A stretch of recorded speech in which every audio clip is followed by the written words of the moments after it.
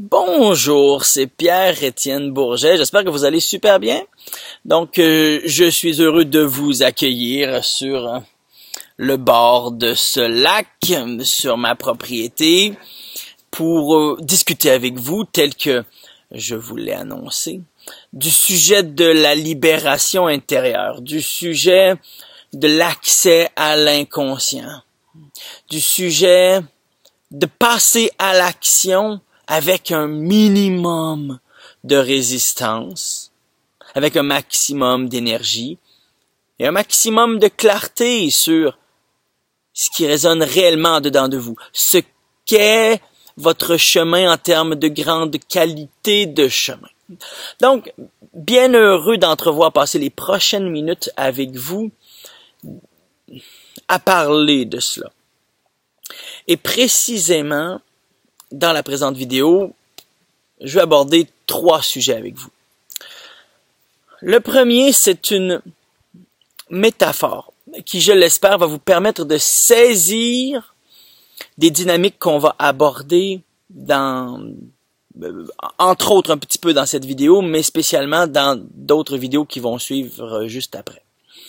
Je veux qu'on parle de ce qu'est un problème, parce que j'oserais croire que vous avez un ou des problèmes, puisqu'en général, nous avons des problèmes, puisque nous sommes ainsi faits que nous concluons que nous avons des problèmes. Donc, on va parler du problème, parce que souvent, lorsqu'on veut libérer quelque chose, on se dit « je voudrais me débarrasser de ce problème ». Okay. Alors, il faudrait juste savoir de quel animal il s'agit. On va parler du problème et on va parler de qu'est-ce que la libération. Ça veut dire quoi? Ces 3 sujets-là. Commençons avec la métaphore. C'est une métaphore que j'utilise en dedans de moi régulièrement pour rapidement réviser les diverses dynamiques de libération. Et c'est très simple, dès que je tourne mon attention vers ça, je vois un grand moulin à eau. Donc, vous savez, il y a cette bâtisse qui est peut-être une meunerie, ok, disons comme ça, une ancienne meunerie. Et il y a un ruisseau et d'une manière ou d'une autre, l'eau elle est déviée, mais peu importe, l'eau arrive sur le haut de la grande roue. Et cette grande roue, qui est reliée à un essieu central, eh bien voilà, lorsqu'elle tourne, elle acquiert une certaine vitesse et une certaine force, et elle peut produire un certain effet. Ce pourrait être une scierie, ce pourrait être va savoir quoi. Okay? Mais la grande roue, parce que l'eau coule dedans et parce que elle est constituée de plein de récipients qui, l'un à la suite de l'autre, se remplissent et ont un poids et ça fait tourner la roue. Et lorsque le compartiment qui a été rempli arrive en bas, qu'est-ce qui se produit? Il se vide et il remonte en haut pour se faire emplir à nouveau. Alors, ça fonctionne bien tant qu'il y a de l'eau qui coule. La beauté avec ça, c'est que dans cette métaphore, l'eau qui coule, eh bien, c'est probablement quelque chose qu'on pourrait verbaliser comme étant l'énergie divine, la force fondamentale, la force de vie qui flue à travers nous. Il y en a toujours, ok? On va dire ça comme ça pour faire simple. Et ça fonctionne bien parce que, disons que le ruisseau ou la rivière ou le fleuve ou peu importe, là où le moulin s'approvisionne, il y en a de l'eau. Ça manque pas d'eau. Comme nous. Ça ne manque pas de force divine en dedans de nous. Ça flue et ça passe à travers nous. Comme le moulin, toujours, la roue du moulin toujours bien alimentée. Mais imaginons qu'à un certain moment donné, il y a une grosse roche qui tombe dans un des compartiments de la roue. Et la roche, elle reste prise dedans. Alors, la roue, elle se met à tourner, et puis elle va avec des à-coups. Et ça tourne plus tout à fait rond. Parfois ça va vite, et parfois ça va moins vite parce que c'est plus difficile à remonter parce que c'est débalancé. Et puis peut-être une autre roche qui se prend dedans. Et ça crée une forme de décadence. C'est plus tout à fait bien balancé. Ça tourne de manière saccadée, etc. Ce serait pas bien, n'est-ce pas? On voudrait dire, oh, un instant, on va aller enlever les grosses roches pour que ça tourne de manière uniforme. On comprendrait ça. Aussi, on imagine que l'intérieur des divers récipients s'encrasse. Okay? Ou il y a comme, je sais pas par quel mécanisme, de la boue qui s'y met, de la terre, ou plein de petits cailloux qui se prennent partout, qui restent coincés dedans. Et alors qu'il y a certains cailloux qui restent coincés, il y a d'autres cailloux qui viennent se prendre, et un compartiment qui était assez gros se voit rempli dans une bonne mesure de tout plein de débris, des branches qui coincent dedans, va savoir quoi. Et les compartiments de la roue, qui étaient au début assez volumineux, viennent très superficiels. Qu'est-ce qui se produirait? Ce serait également encrassé, si on l'imagine ainsi. Eh bien, la roue aurait de moins en moins de force, parce que sur la partie qui est remplie d'eau avant qu'elle se déverse, il y a de moins en moins de poids qui peut peser sur elle. Donc, de moins en moins de différentiel entre la partie pesante et la partie légère. Et ça ferait un moulin à scie, ou ça ferait une meunerie, avec très peu de puissance, parce qu'encrassé. Ou imaginons que, dans la rivière qui alimente la grande roue, il y ait, des pépites d'or qui coulent dedans. Okay? Et puis là, il y a quelqu'un qui voit ça et qui se dit, faut pas les perdre. Alors, il les coince dans la roue. Okay? Et puis, il y a d'autres pépites d'or qui arrivent. Et puis, à un moment donné, il voit des roches. Il dit, c'est probablement des roches précieuses. Et puis, volontairement, il les fixe dans la roue.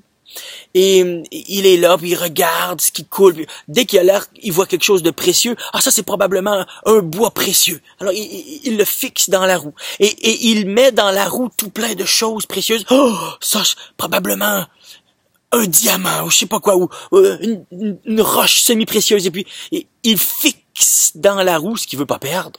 Faut pas que ça s'en aille dans le courant de la rivière. Faut que ça reste, Et puis, son mécanisme, c'est d'enfoncer ça dans la grande roue. Est-ce que ça fait pas un peu le même problème que s'il y avait des branches, des roches, des feuilles, de la vase, de la boue, de la gravelle, des petites roches qui restaient coincées dans la roue? Ça fait la même affaire. La roue fonctionne plus bien. Mais à la différence de détritus qui se prendrait dedans, cette fois-ci, c'est des denrées précieuses, c'est des choses importantes. Morale de l'histoire. Morale de l'histoire. La grande roue fonctionne bien lorsqu'elle peut bien se charger et bien se décharger. Et qu'elle peut le faire de manière uniforme. Et nous, on est comme cette grande roue. Il y a certaines choses, pour ainsi dire, ou des événements, ou des impressions, des pensées dans une bonne mesure, qui nous percutent et qui se coincent dans notre mécanisme. Alors, on vit quelque chose de dur, d'horrible, et ça nous traumatise, ça nous bouleverse émotionnellement. Et là, ça nous frappe de telle sorte que, boum, le caillou se coince dans un des compartiments de notre grande roue. Et ça crée un débalancement. Ça va plus vite parfois, ça va moins vite d'autres fois. Ça peut aller jusqu'au point où, la grosse roche, elle reste prise en dessous et c'est très, très long avant que ça puisse remonter et elle est presque toujours en bas. Elle est presque toujours immobilisée, la grande roue, parce qu'elle a retenu une charge. Et cette charge, elle peut être ce qui nous semble être aussi je l'ai vu plein de fois avec des clients qui ont des problèmes à fonctionner parce qu'ils ont vécu un moment de qualité extraordinaire, hein, pouvant être peut-être associé à ce qu'anciennement on aurait dit des moments d'illumination, des moments de grand éveil spirituel, de la difficulté à fonctionner. Après, ils cherchent à recréer ça, reformer le contexte de ça. Ils sont accrochés à ça. Ils se disent, mais c'est tellement précieux que je peux pas le laisser aller. Et c'est comme s'ils enfonçaient un gros lingot d'or dans un des compartiments de la grande roue. Eh ben, qu'est-ce que ça fait? C'est super pesant. Ça empêche le mouvement naturel. Donc, tout ce qui encrasse ou débalance la grande roue fait en sorte que son fonctionnement n'est pas optimal. Et c'est la même chose pour nous. Lorsqu'on retient quelque chose, ça cause un souci. On a tendance à souffrir de retenir ce qui est traumatisant, blessant, dégradant, rabaissant, ce qui nous a blessés. On a tendance à être pris avec ça parce qu'on ne sait pas quoi faire pour le laisser aller. Et on se dit que ça devrait partir, mais on ne sait pas comment. Ben, je vais vous expliquer comment. Mais à l'inverse, on a tendance à souffrir inconsciemment parce qu'on reste accroché à ce qu'on se dit, ça c'est de l'or, ça c'est un diamant, ça doit être un rubis, ça doit être je sais pas quoi, c'est précieux. On reste accroché au passé, associé à ce qui est précieux. Je dis pas que ce serait pertinent de l'oublier, c'est pas ce dont il s'agit. C'est le fait de ne pas laisser cela couler dans le flux de la vie. On reste accroché à ça et inconsciemment on en souffre. On se dit qu'on va en souffrir si on le laisse aller parce que c'est trop précieux, mais c'est morbide d'un certain sens. Parce qu'on retient ça, ça fait ça de moins d'espace dans la grande roue pour que du nouveau puisse se fluer. Donc, vous comprenez, je pense, cette métaphore de la grande roue. Il y a des gros cailloux et des détritus qui se logent dedans qu'on aurait avantage à laisser aller, et il y a ce qu'on associe comme étant extraordinairement précieux, de sorte qu'il faille le retenir. Et qu'on devrait laisser aller aussi, si on veut en accueillir d'autres. Donc, ce que je vais pouvoir vous enseigner, ça va vous permettre de laisser un petit peu tout aller.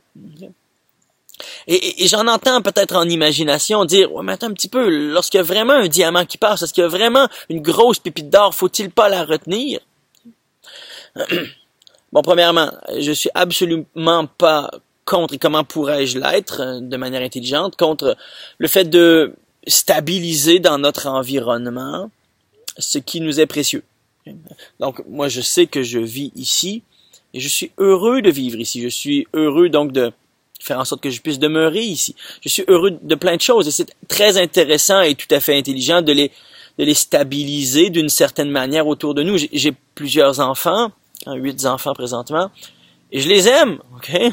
Je suis content d'être leur père. Mais en même temps, ces enfants-là, est-ce que je dois pas juste être avec eux dans le mouvement de la vie? Comme le lieu ici. Il y a des arbres qui tombent, il y a des choses qui changent. Est-ce que je dois pas être moi-même dans cette espèce de mouvement immobile avec ce qui est autour de moi? Ouais. OK. Donc, il y a cette dynamique d'une certaine forme de rétention, mais qui est être avec le mouvement dans le mouvement. Ce qui nous permet donc de bénéficier, donc de contrôler certains aspects qui sont précieux. Et c'est dans la mouvance de la vie et c'est sain. Il y a cette manière de figer, de s'accrocher un peu maladivement à ce qu'on aime. Je veux pas le perdre, je veux pas le perdre. Et alors qu'on est là-dedans, eh bien, il y a comme l'empreinte de la mort qui est là parce que la vie ne flue plus là-dedans. Parce qu'on est accroché, parce que ça nous fait ça de moins d'espace pour accueillir ce qui vient dans l'instant, ce qui flue à l'intérieur de nous. C'est une dynamique un petit peu fine par rapport à ce qui est bénéfique, par rapport à « c'est négatif, je devrais juste le laisser aller, j'en souffre. Okay. » Mais il y a quelque chose de très très important à saisir là-dedans. Parce que, bon, premièrement, le matériel ne nous rend pas particulièrement heureux. peut nous rendre la vie plus confortable, peut nous décharger de certains soucis, mais le pur matériel ne nous rend pas dans un état de joie très élevé, très vivante. Non, ok? Ça, c'est plus être dans le courant de la vie qui fait ça, ok? Entouré certes de matière confortable ou facilitante, mais c'est un état intérieur de mouvement qui nous rend heureux. Okay? Les événements de notre passé qui sont tout à fait joyeux, gratifiants, pleins d'amour, de tendresse, de défis, de victoire, de dépassement, est-ce que eux peuvent nous rendre heureux en tant que tels? Non plus, parce qu'ils sont passés. Si on s'accroche à eux, ça fait ça de moins d'espace en dedans de nous pour être dans le moment présent, dans le mouvement présent. Okay? Et c'est comme la grande roue, qu'elle soit encrassée de pépites d'or, de diamants, de rubis, de bois précieux, de je ne sais trop quoi, ou de grosses roches, elle tourne moins bien. Elle tourne moins bien. Okay? Donc ça, c'est la métaphore de la grande roue. Ce qu'on va viser à faire ensemble, c'est j'ai la grande roue, la roue à eau. Okay? Ce qu'on va viser à faire ensemble, c'est, si vous le voulez, si vous voulez l'expérimenter avec moi, ben libérer des cailloux et libérer des pépites d'or et libérer ce qu'il y a dedans pour que ça puisse fluer. Okay? Deuxième propos de la présente vidéo, c'est le suivant. Qu'est-ce qu'un problème? Un problème. Peut-on vivre sans problème? Okay? Est-ce qu'il vous est déjà arrivé de vous dire, bon, cette situation, c'est un problème, c'est une plaie, c'est horrible, c'est pénible, ça devrait pas être dans le grand ordre de la vie. Je comprends pas pourquoi je vis ça, c'est un problème. Et c'est un problème parce que ceci, cela, ceci, et c'est un problème. Et il n'y a rien qui change dans la situation extérieure. Vous constatez toujours les mêmes affaires. Ce que vous concluez qui est un problème est toujours là. Vous le voyez, vous pouvez le mesurer, etc. Mais, vous changez votre point de vue sur la situation. Et c'est plus un problème. Ah! C'est une bénédiction. Il n'y a rien qui a changé. Il n'y a rien qui a changé, sauf votre point de vue. Donc, on pourrait aussi dire, hein, un point de vue, ça peut être horizontal, ça peut être vertical aussi. Probablement que vous avez, d'une manière ou d'une autre, aussi, potentiellement monté votre point d'observation sur la situation. De sorte que, en montant, ben, vous avez englobé de nouvelles informations, vous les avez pris en compte, et vous concluez dorénavant que c'est plus un problème, c'est une bénédiction. Okay? Je sais pas, ça a dû vous arriver plein de fois. Je me souviens, à un certain moment donné, je voulais aller en appartement avec certaines personnes. Et ça fonctionnait pas. Et je me disais, mais c'est un problème, on n'arrive pas à aller en appartement ensemble. Mais qu'est-ce qui se passe? Mais pourquoi c'est comme ça? Et blablabli, blablabla. J'avais vraiment un problème, ça fonctionnait pas. Et puis quelques semaines après, ben, moi, ça faisait vraiment plus relationnellement parlant, on pourrait dire comme ça. Et alors je me suis dit, mais quelle bénédiction! Quelle bénédiction que je n'ai rencontré que des embûches dans le fait de signer un bail pour aller vivre avec telle et telle personne. Okay? La situation de blocage, elle était toujours là, elle n'avait pas changé. C'est le point de vue sur la situation qui a changé. Okay? Donc, qu'est-ce qui nous amène à conclure qu'on a un problème? Les éléments qu'on prend en compte. Okay? Si je me dis, ceci est un problème, c'est parce que je me dis, ceci est, je voudrais que cela soit, voici les éléments qui font en sorte que cela est, et que ce que je voudrais qu'il se produise n'est pas. Et donc, comme ce que je voudrais qu'il se produise ou qu'il soit n'est pas, j'ai un problème. Okay? Ça peut être, ce qui est pas mon cas, mais j'ai mal à l'épaule. J'ai mal à l'épaule. C'est un problème. C'est un problème. J'ai mal à l'épaule. J'ai mal à l'épaule. J'ai un problème. J'ai mal à l'épaule. C'est vrai. J'ai un problème. J'ai mal à l'épaule. Mais si je réalise que, attends un petit peu là, il y a peut-être une partie de mon corps qui a quelque chose à me dire. Oups. OK. Et que, en conscience, j'entre en relation avec cette partie de mon corps pour décoder ce qui s'y trouve, par exemple. Ce qui y est logé comme information. Parce que si j'ai mal à l'épaule, et il y a quelque chose que j'ai à comprendre par rapport à ça. Et que j'entre en contact avec mon épaule qui fait mal et je saisis quelque chose et je me dis, wow, c'est merveilleux, j'ai encore mal à l'épaule, mais je passe d'un état de frustration à un état de merci parce que je viens de saisir quelque chose d'extraordinairement important dans ma vie. La situation est encore là. J'ai encore peut-être un petit peu un problème, mais là, il est un petit problème à comparer de ce que j'avais avant. Okay? Et probablement que, en plus, probablement, ça fait beaucoup moins mal. Okay? Parce que j'ai entendu ce que j'avais à entendre. Par rapport à ce qui était cristallisé là, j'y ai mis de la conscience, je suis entré en relation, j'ai apporté de la vie, du mouvement, de l'harmonie, de la fluidité, et que probablement que, c'est pas une garantie, là, hein, je dis ça comme ça, on a cette communication amicale, mais probablement que s'il y a un processus de guérison qui a à s'amorcer, il va s'amorcer beaucoup plus vite, okay? Beaucoup plus facilement. Le corps va retrouver son harmonie plus facilement parce que j'ai cessé de bloquer quelque chose. En l'occurrence, rester cristallisé avec le fait ça c'est une douleur, c'est une douleur, ah c'est une douleur, ah c'est une douleur, ah mais c'est pas juste une douleur, c'est une communication. Si j'étais pas aussi obstiné à rester accroché à l'idée que c'est juste une douleur et que je me permettais d'être en présence de, donc d'entrer dans le mouvement de, je permettrais à cela de se retrouver aussi dans le mouvement de la vie. Okay?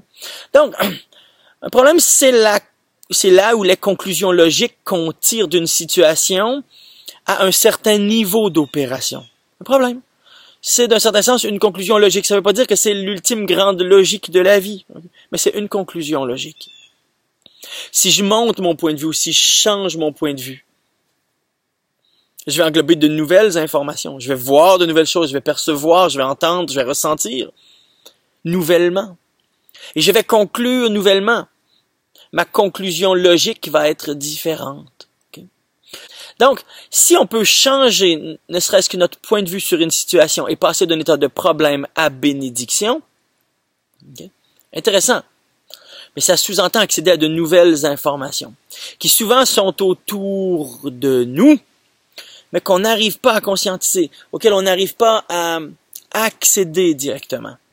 Quand je parlais du problème, c'est un petit peu ça aussi. Je change mon niveau d'opération, je change les informations auxquelles j'ai accès et je change ma perception de la situation. Qu'est-ce que j'ai fait? Dans une bonne mesure, j'ai remplacé ce qui me semblait être ce que je croyais vraiment qui était un problème par ce qui me semble être tout à fait une bénédiction dans le moment. J'ai changé quelque chose pour une autre chose parce que j'ai changé mon point de vue là-dessus. Et dans une certaine mesure, libérer, c'est ça. Puisqu'en dedans de nous, il va toujours y avoir un certain remplissage. Okay? Il va y avoir quelque chose qui va prendre la place en dedans de nous. Certains vont dire le vide intérieur. Personnellement, le vide intérieur, je sais pas trop c'est quoi, puis je préfère je préfère vivre rempli de ce qui me plaît, de ce qui me plaît moins pour en faire l'expérience que de tenter de vivre vide alors que je constate constamment que je mets des pensées et que des impressions jaillissent en dedans de moi et puis que de toute façon c'est le fonctionnement humain d'être rempli de certaines impressions. Okay? Donc, si on a à être rempli, dans une bonne mesure, si vous réussissez à accéder au vide, parfait, ben vous êtes bien là-dedans, super, ok? Mais qu'est-ce que vous allez faire les autres moments où vous devez fonctionner et il y a en dedans de vous tout plein d'informations qui jaillissent? Okay? Est-ce que vous allez réussir à être bien là-dedans? Okay? Ben, j'espère que oui. Et qu'est-ce que vous allez pouvoir faire lorsque ça va être un peu désagréable en dedans de vous? Vous dites, ça devrait pas être, etc. Mais c'est là que vous pouvez rapidement libérer cela. Donc, en l'occurrence, remettre ceci dans le courant de la vie. Dans la mouvance de tout ce qui bouge pour passer à autre chose en conscience. Ça veut pas dire oublier. Remettre dans le mouvement de la vie en se remettant dans le mouvement de la vie. Alors que vous faites ça, vous libérez. Okay? C'est pas bien plus compliqué que ça. Si par rapport à une situation, vous rehaussez votre niveau de conscience, Vous venez de libérer ce qui vous oppressait. Si vous vous permettez sur un même niveau d'opération d'englober de nouvelles informations, vous venez de libérer l'ancienne situation parce que avec de nouvelles informations, vous avez déjà mis du mouvement là-dedans. Vous l'avez déjà bonifié de quelque chose d'autre. Elle n'est plus comme elle était. Vous vous êtes libéré de la forme cristallisée qui était dans le passé. Cela pourra continuer à être. Mais voilà. Si vous faites simplement la prendre, cette oppression quelconque, et la sortir de vous, ce qui se fait, eh ben voilà. Dans la mouvance de la vie, si la grande roue déverse une certaine quantité d'eau, elle en prend d'autres au passage. Donc si vous faites sortir quelque chose de vous, vous remplacez cela par autre chose, vous l'avez libéré. Et si en dynamique inverse, vous mettez quelque chose de nouveau en dedans de vous, cela va se trouver aussi à laisser sortir hors de vous ce qui vous oppressait. Okay? Donc tout ça, c'est libéré. Laisser aller, abandonner, relâcher, cesser de s'agripper, remplacer, transformer, mettre en mouvement, laisser fluer, couler, s'évaporer, se dissiper, se transformer, tout ça, c'est libéré. Et lorsque vous êtes capable d'être dans cela, fort à Paris, je vais vous dire quelque chose là. Probablement que vous n'avez plus... Je vais vous dire, moi, je ne médite jamais. Je médite pas. Je fais pas ça. Parce que je suis pas tout à fait conçu pour ça. Il y a trop de choses que, premièrement, dans ma situation, je dois, entre guillemets, faire. OK? J'ai 4 entreprises. J'ai une ferme sur un domaine d'une 50aine d'hectares. Okay? Avec 8 enfants. Okay? Et j'ai tout plein de contacts. Et j'ai des activités internationales à gérer. Est-ce que je vais passer 1 heure, 2 heures, 3 heures, 4 heures par jour pour essayer d'atteindre un état? Non! Parce que je suis capable d'aller chercher, je sais pas si chercher c'est convenable, mais juste être dans cet état-là alors que je suis dans le mouvement. Pourquoi est-ce que j'aurais de besoin d'arrêter pour ça si je peux le vivre dans le mouvement? Okay. Donc voilà. Okay.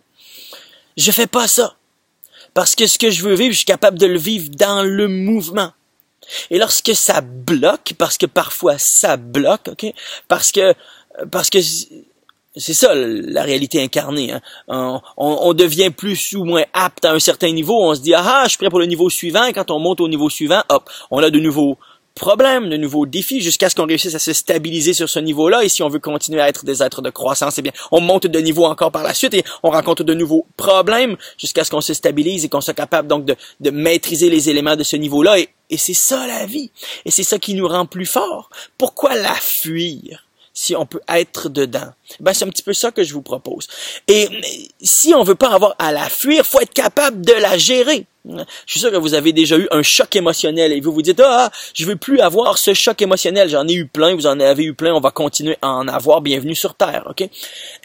Si je conclus que je suis pas capable de gérer les chocs émotionnels de telle situation, je vais plus faire face à cette situation. Je vais essayer de l'éviter. Parce que je me dis, je suis pas capable, je sais pas qu'est-ce que je vais faire avec ça. Mais si je me dis, dans pareilles circonstances, je vais le gérer. Je serai pas pris avec pareil bouleversement. Je vais faire qu'est-ce que j'ai à faire. Je vais passer à autre chose. N'est-ce pas une superbe stimulation pour le mouvement? Ouais, tout à fait. Ça donne le goût d'aller de l'avant. Ça rend d'autant plus courageux alors qu'on n'a même pas l'impression d'être courageux parce qu'on se dit, il n'y a pas grand-chose. Hein. On va juste de l'avant. OK? Donc, c'est ce vers quoi je vous propose qu'on se dirige ensemble. Nettoyez votre grande roue, roue à eau, roue d'entraînement, pour que vous puissiez avoir donc une bonne régularité, une bonne force, et puis que vous puissiez mettre dessus ce que vous voulez, hein, une scierie, une meunerie ou à savoir quoi, ok? Que vous puissiez avoir donc une bonne grosse roue d'entraînement et que vous puissiez y accrocher vos projets, que vous puissiez y accrocher la construction d'une vie qui vous convient selon vos valeurs. Okay? On a compris que des problèmes, on va toujours en avoir, mais qu'enfin, la manière de les dépasser ou de les libérer, c'est dans une bonne mesure de faire place à autre chose.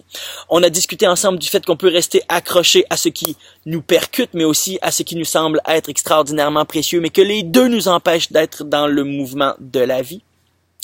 Et je vous ai parlé de certains synonymes représentant la libération intérieure. C'est quoi exactement? Comment est-ce que ça peut se présenter? J'ai donné plusieurs synonymes pour cela, avant qu'on entre dans de la méthodologie beaucoup plus spécifique que vous pouvez juste appliquer sur le vif, qui fait en sorte que vous n'ayez plus besoin de fuir la réalité matérielle parce qu'elle ne vous convient pas, mais que vous puissiez être dedans parce que vous trouvez qu'elle est d'autant plus bénéfique que l'imagination. OK? Vous êtes dans un certain environnement, là. Fermez vos yeux.